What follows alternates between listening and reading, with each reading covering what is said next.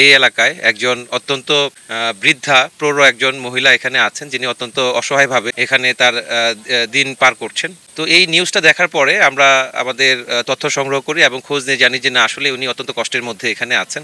তো তাকে অ্যাড্রেস করার জন্য আমরা তার জন্য সামনে যেহেতু ঈদ, আমরা কিছু ঈদের উপহার সাথে করে আমরা নিয়ে আসছি। পাশাপাশি সে যেন একটু বিশ্রাম করতে পারে, একটু তোষক বালিশ চাদর থেকে শুরু করে কিছু রসদ সামগ্রী এবং ওষুধপত্র আমরা তার জন্য নিয়ে আসছি। এছাড়াও তার পরিবারের জন্য আমরা একটি মাদি ছাগল নিয়ে আসছি, যেন তারা সামনের দিনগুলোতে ভালোভাবে তারা অতিবাহিত করতে পারে। তো আপনারা জানেন যে আমরা র্যাপিড অ্যাকশন ব্যাটালিয়ন, আমরা আইন শৃঙ্খলা রক্ষার পাশাপাশি অপরাধীদেরকে দ্রুত যেন আমরা আইনের আওতায় নিয়ে আসতে পারি, সেই জন্য আমরা কাজ করছি। তো আমরা যেখানে যে সংস্থায় যে দপ্তরে কাজ করি না কেন, আমাদের সকলেরই চেষ্টা যেন আমরা একটি সুখী সমৃদ্ধ সুন্দর একটা দেশ গড়তে পারি। তো আমি বিশ্বাস করি যে আমাদের সকলের প্রচেষ্টার মাধ্যমে আমাদের আশেপাশে প্রান্তিক জনগণ যারা আছে, অসহায় দুর্বল যারা আছে, তাদেরকে সাথে নিয়ে আমরা ব্যক্তি কেন্দ্রিক না হয়ে আমরা যদি সমষ্টিকভাবে চিন্তা করতে পারি, তাহলে অবশ্যই আমরা একটি সুন্দর এবং সমৃদ্ধ দেশ আমরা করতে পারব।